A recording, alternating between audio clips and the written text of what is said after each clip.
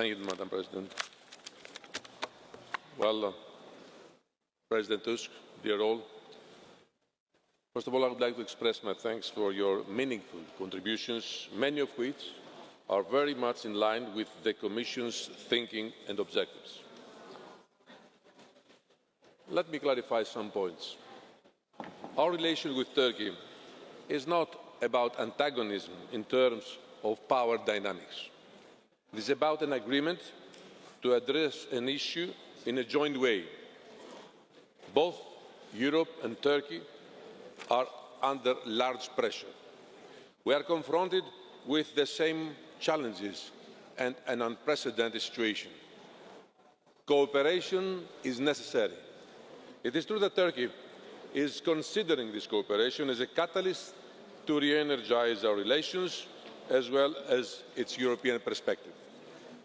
This new chapter at EU-Turkey relations is not interpreted as a concession on our basic principles and values of the European democracy. On the contrary, it is an opportunity for Turkey to come closer to the European standards on all issues.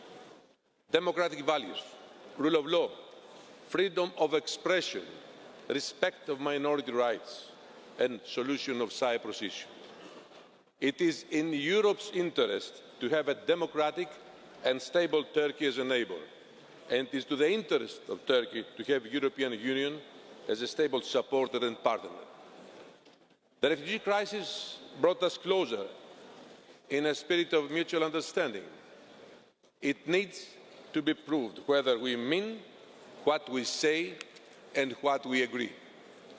We are monitoring that every single aspect of this agreement happens in full accordance with European Union and international law. Don't have any doubt about it, and we persist on that. For example, the Turkish authorities have passed legislation to ensure protection for Syrians. We were very explicit to say to them that guarantees are needed for all those who are in need of protection, whether they are Syrians or non-Syrians. On visa liberalisation, 35 out of the 72 requirements are fulfilled, but the Commission has been crystal clear. We can only make proposals to lift visa requirements if the benchmarks, all benchmarks, are met.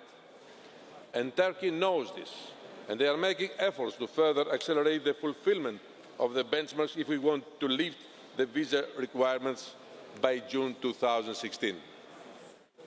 The deal has only started being implemented, with just over 300 people returned who have not applied for asylum, and 74 Syrians resettled directly from Turkey so far. This is only the start.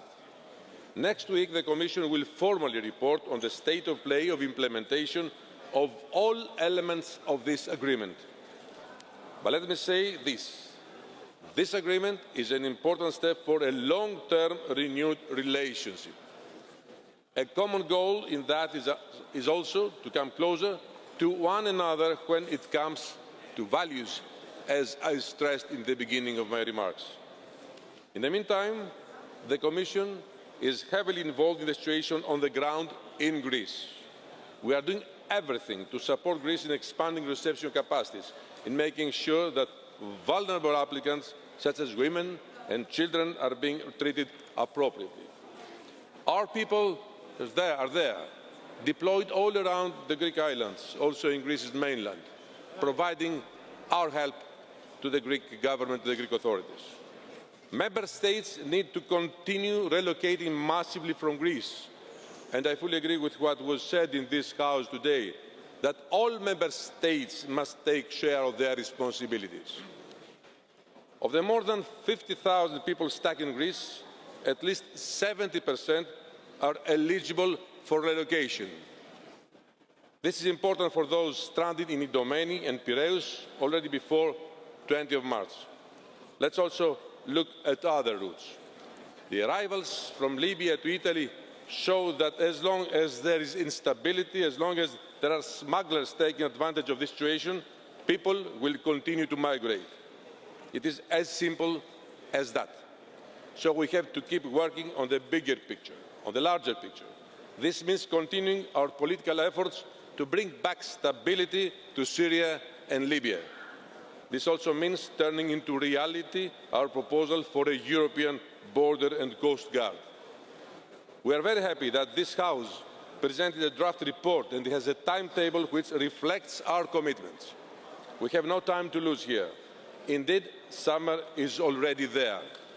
This also means enhancing legal pathways to people who do not have to resort to irregular. And I'd like to thank those members of this House who have raised this and support our view. Stepping up our efforts on resettlement is an essential part of the solution, primarily from Turkey now, but also from Lebanon and Jordan, which are hosting hundreds of thousands of refugees. I have said this before.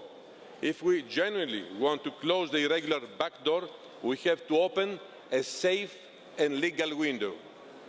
Fortress Europe is neither desirable nor feasible, simply because as long as people have reasons to flee, they will continue to do so and they will continue to try to come to Europe. And not only is our moral and legal responsibility to offer a safe haven for those in need, but we also need to make our policies and our future approach proof. Resettlement is the way forward to ensure orderly, legal and controlled admission from third countries for those who are in need of protection. Some of you also mentioned Dublin. We don't want a cosmetic reform. The President was very clear today on that. We need to reform and improve Dublin to ensure that solidarity and a fair sharing of responsibility is ingrained in the new system, because the current one is simply not sustainable. We all now know that there is no easy solution to the challenge we face. But one thing is sure, we have to work together and not against each other. This is valid for the European Union institutions, the Member States, and also our relations with our neighbours. Thank you very much for your attention.